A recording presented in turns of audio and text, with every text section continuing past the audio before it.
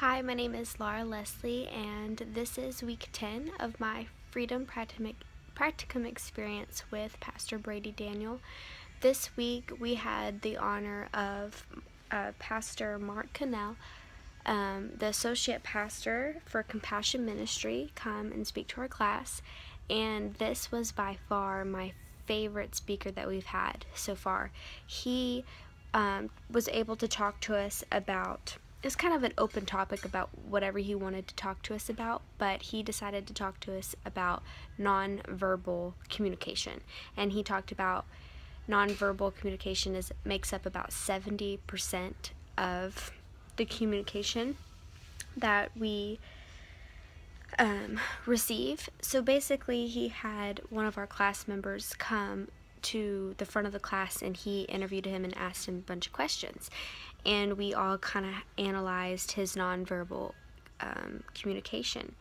But he basically was talking about indicators and how, let's say, a man will come in for counseling and he would tend to lean to the right, which is more of a predominant, like, thinking logical, and then he'll shift over and lean to the right when he's going through something emotional, and how people will look down or look up, and how basically when we interviewed the student that came up, he had his hands kind of covering his stomach area, and we noticed that how he was just seemed kind of protective of his emotions, because we basically, when your area in your gut is where your emotions come from, and when we cover that, it's like we're a sense of hiding whatever that emotion is.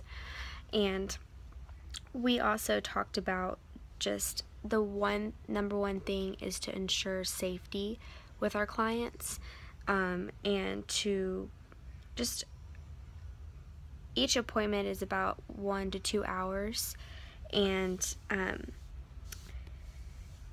it was really cool to actually have tangible things to look for and to see, and like, because for me, counseling has just been like such a broad topic that I'm like, okay, it all just depends on, there's so many different variables that I'm like, okay, it just depends on whatever this person's going through, how this person's acting, and how I'm going to react. It's all just not black and white. And so this was more of something that was black and white, that I could follow, that made sense in my mind, and was just really cool tool that I will be able to use in the future.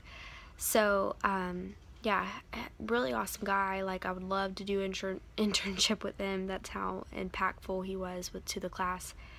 But yeah, I was super excited about Kairos next week because I've never been. But thanks for listening.